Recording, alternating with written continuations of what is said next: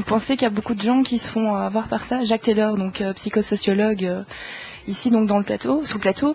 Est-ce que vous pensez qu'il y a beaucoup de téléspectateurs qui se font avoir par des émissions et qui envoient des SMS, etc.? Qui se font avoir, j'ai pas l'impression qu'il y a un militaire derrière chaque téléspectateur qui oblige. Donc il y a personne qui se fait avoir. Il y a tout le monde qui, d'une manière ou d'une autre, regarde la télé. Et s'il y en a beaucoup, ben oui, il y a des chiffres, les audimates sont là, et ils sont... Il n'y a pas photo. C'est des émissions qui font le plus d'audience, de manière... oui, vraiment... sans nuance, ça cartonne à mort, à tous les coups. Ça rapporte un fric monstre, mais personne n'est obligé à le regarder, tout le monde le regarde, et chaque fois qu'on discute avec des téléspectateurs, ils avancent voilés pour dire c'est la honte, mais oui, j'avoue, je l'ai regardé. Moi, je pense qu'il n'y a pas de honte à avoir. C'est une réalité. Je ne pense pas que ce soit de la télé-réalité. Je crois pas que ce soit de la télé-réalité, effectivement, mais c'est une surface de projection sur laquelle tout le monde se retrouve d'une manière ou d'une autre.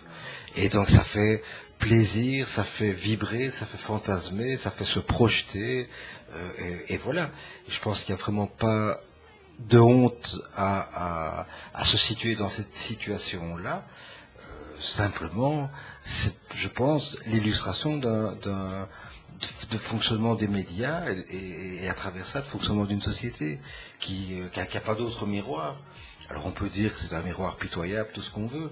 Moi, je tiens pas ce genre de discours parce que c'est un miroir qui est fabriqué par les gens, pour les gens. Et donc c'est une espèce de grand miroir de la société. Justement, donc pour les jeunes, non, ce genre d'émission. Encore j'ai une question. Pour ce genre d'émission, en fait, est-ce que ça peut s'agir d'un modèle de socialisation pour les jeunes, d'identité? Est-ce qu'ils peuvent se repérer par rapport aux personnes qui participent, donc aux personnages qu'ils voient, aux acteurs finalement de ces émissions? Ah mais totalement. Totalement. Il faut pas perdre de vue que ce sont tout le temps des télés commerciales qui font ça. On en parlait avant l'émission, elles ont un système d'audimat mesuré de manière permanente, en France à la seconde. Et donc tout est calibré pour capter l'attention. Et donc ça marche bien, l'attention est captée au maximum. Ça veut dire que, qui dit capter l'attention, mais il faut s'imaginer devant tout programme, toute une série des centaines de milliers, voire des millions de gens, beaucoup de jeunes, des moins jeunes, qui sont là avec les pupilles dilatées en train de regarder ce qui se passe. Ils s'identifient aux gens qu'ils voient? Mais je pense que suivant les âges, suivant les positions sociales, suivant les identités de chacun, il y a des tas de mécanismes de ce genre-là qui jouent à fond la caisse, beaucoup plus que dans l'urgence série américaine, parce que là les gens savent bien qu'ils ne sont pas chirurgiens, qu'ils ne deviendront pas demain. Par contre, Starlet, quand on montre qu'il suffit d'avoir un semblant de voix, être peigné comme il faut, et puis voilà, pouvoir se bouger un peu et qu'on peut devenir célèbre, aussi célèbre que Johnny, et aussi célèbre que Johnny, la preuve c'est que Johnny va les reconnaître. Oui, ça marche à fond la caisse, bien sûr. Et quelle est la différence entre un adolescent qui va regarder cette émission et quelqu'un qui est déjà adulte, plus de 20 ans? Est-ce qu'il regarde de la même manière? Mathieu? Je pense qu'il faut pas qu'il y ait un âge pour regarder d'une telle ou telle manière, parce que on ait 40 ans ou quoi, on va le regarder en se mettant dedans, et justement comme Jacques l'a dit, on va se retrouver dedans, on va pas avoir l'esprit critique parce qu'on a 40 ans ou 15 ans en se disant ouais voilà, j'ai pas regardé parce que c'est des conneries. Je pense que ça change rien. Mais moi j'ai envie de dire, parce que j'ai une petite sœur de 11 ans qui regarde, qui suit beaucoup la télé-réalité et la Starac notamment, et elle voit ça plus en fait comme un rêve, parce que je pense que quand on est plus petit, on se projette dans l'avenir, on se demande ce qu'on veut faire, et c'est vrai que comme vous dites, avec peu on peut arriver à devenir une star, et peut-être que c'est ça aussi qui attire ces jeunes, c'est de dire n'importe qui alors peut devenir quelqu'un de grand. Et c'est peut-être ça aussi qui fait la différence entre un adulte qui est beaucoup plus réaliste et un ado ou un jeune, un enfant qui a encore ses rêves. Voilà, enfin, je pense que ça joue aussi ça. Donc, Monsieur Taylor. Mais moi, le parallèle que je ferais entre la télé-réalité et d'autres programmes, c'est le foot.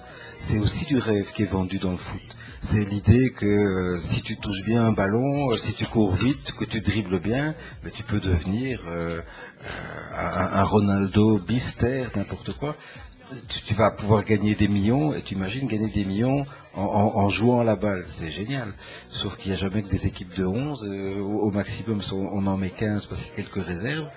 Et par rapport aux centaines de milliers, non, aux dizaines de millions de gamins et de gamines qui tapent dans les ballons, ben, il n'y en aura qu'une toute petite minorité qui va gagner sa vie un jour avec du football. En attendant, il va passer énormément de temps à faire ça plutôt que de faire d'autres choses, à construire pas vraiment son image, mais l'image à laquelle elle veut coller, sans se poser de questions par rapport, sans avoir l'occasion de se poser de questions sur qui elle est et qu'est-ce qu'elle va devenir avec ses vrais potentiels. Alors, qui a déjà voté ici pour quelqu'un Donc, qui a déjà voté ici dans le studio pour quelqu'un? Allez, dénoncez-vous. Allez, n'ayez pas peur. On ne vous jugera pas. Samir, tu as déjà voté pour quelqu'un? Bonsoir, désolé de mon retard. Bonsoir Samir. Bonsoir. Monsieur, enchanté, je suis Samir, je sais pas qui vous êtes, parce que je suis venu en retard. Jacques? Enchanté Jacques. Oui, j'ai déjà voté. Alors, pour qui et dans quelle émission? C'était pour... La nouvelle star. Non, rien à voir. Alors, tu te souviens déjà pas du prénom? Non, le prénom, je me rappelle, c'est Mathias. Ah oui. Faut pas rigoler. Voilà. Je cherchais, c'était soit Love Story, soit Secret Story. Voilà, parce qu'il était belge, il était mignon, il m'avait l'air sincère. C'est parce que aussi il jouait. Et voilà. C'est parce qu'il faisait du sport aussi dans ton club, hein, parce qu'il fait du kickboxing et il faisait aussi du kickboxing. T'es un menteur. Non, en fait, il s'entraînait pas loin aller entre la limite et vers Scarbeck. Là, je dirais pas le nom pour pas faire de la publicité, comme s'il y avait 150 millions de personnes qui nous écoutaient. Mais bon, ne sois pas pessimiste. Le mondial sport qui est à la chaussée d'Elmet, limite vers Scarbeck, qui s'entraîne là avec mon cousin. Et donc, et voilà, je viens d'en prendre aussi par le billet de mon cousin qui est en train de se payer des vacances de luxe dans un pays, je le dis. En Afrique du Sud. Voilà, mais faut pas dire. Non, mais pour la petite info, c'est qu'on l'a invité à venir ici, en fait. C'est ça. Voilà. C'est qu'il n'a pas répondu, évidemment. Ah, oui. Et on apprend qu'il est en Afrique du Sud. Ce qu'on peut comprendre. Il fait des photos là-bas. Voilà. Il fait le mannequin. Voilà. Donc j'ai voté pour lui, je voulais voir si c'était de l'arnaque ou pas. Et t'as vraiment voté pour lui? Ouais, j'ai voté. Quoi? Mais attends, mais au 36. Mais c'est pas lui, c'est Nikos qui m'a poussé à voter. Mais Nikos, il présente pas, secret de Benjamin Castaldi. Benjamin. Arrête de Okay. mentir, Samir. C'est vrai, c'est soit Nikos, soit Benjamin, c'était Benjamin à cette époque-là. Allez-y. C'est évident qu'il y a une dimension de manipulation, mais la manipulation, ça marche à partir du moment aussi où il y a des personnes plus ou moins conscientes qui acceptent de se faire manipuler. Et là, comme ça a été dit avant, personne n'est dupe.